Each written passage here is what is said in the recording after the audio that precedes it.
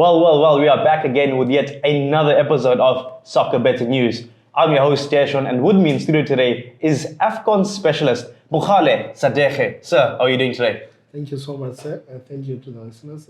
Thank you for welcoming me, Desh. Yeah, now we appreciate your presence here, and your expertise is really what we need to unpack Bafana's opening game against Mali, because I cannot tell you where we lost the plot. Your thoughts on the game?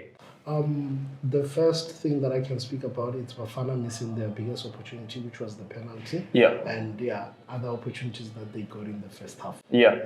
Are you happy with Percy Tau, who was the man that stood up and took the penalty? I believe Mokoena was also on the pitch. Temazwane was also there. Evidence Makopa, the country's number 9, he was also on the pitch. But, it was Maseko who won a penalty. And Tau, being the player that he is, he did want to step up and take the reins. Do you think it was the right move? I think we lost the penalty because in the first place, all the boys wanted to take the penalty. Yeah. And I believe that going forward should be avoided. I think the coach knows who should take the penalty when they get awarded a penalty in the fourth. So we shot ourselves in the foot there. Yeah. It really was a game of two halves. So in the first half, even though we missed the penalty, we still played well. And I felt that resilience, that fight is going to help us in the future of the tournament. But, in the second half, we really lost the plot. I think Mali, they really won the second half, and you can even see by the goals. Yes, in the second half, Mali came back very strong. Yeah. And they took the leverage on that. And like I said, I will direct my point to the coach and substituting Bissouma, which our midfielders were focused on. And after that, they didn't know who to focus on, and Mali really take advantage of that. Yeah, Coach Hugo Bruce came out and mentioned the physicality and how Mali targeted our players and really won that battle. And, even if you look at the 2 goals, I think in the second one was absolutely incredible how that defender was kind of like not even there.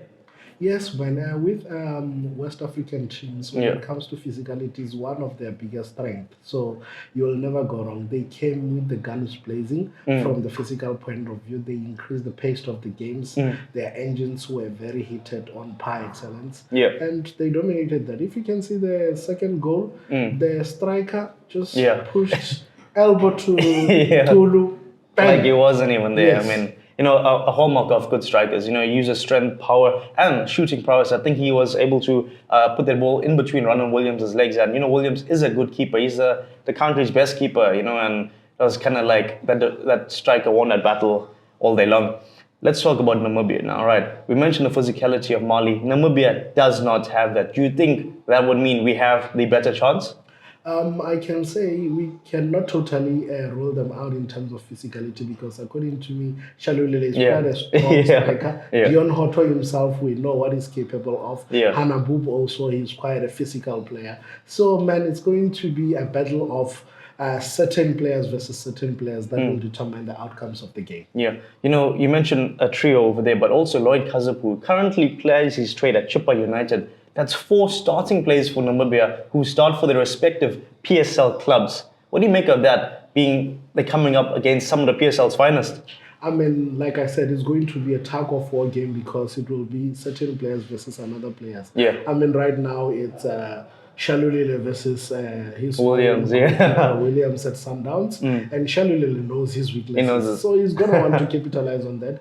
Of course, Dion Hoto knows quite a lot of players, because he plays with them at competitive league, at PSL. So Hanabubu, there's been a lot of noise about him being the best fit at Orlando Pirates and Kaizer Chiefs. So surely the next coming season, one of those teams will snatch him, because he's quite a good left back. You mentioned the battle between Shalulile and Ronald Williams. I think you're alluding to Williams he's gonna come up a bit short against Shalulile. I believe so, because is going to happen. Shalulile is quite a prolific striker, and Shalulile knows what to do and when he's in the box. And Shalulile can be very smart. Not every goal of his has to be a beauty or anything. So one chance that he's going to get, Shalulile, he will bury it. He will put it in the back of the net. Now, in the first game, Tunisia came up short against Namibia, so that scoreline was 1-0 to Namibia. Do you think they're going to add a second victory against South Africa and take pole position of the group?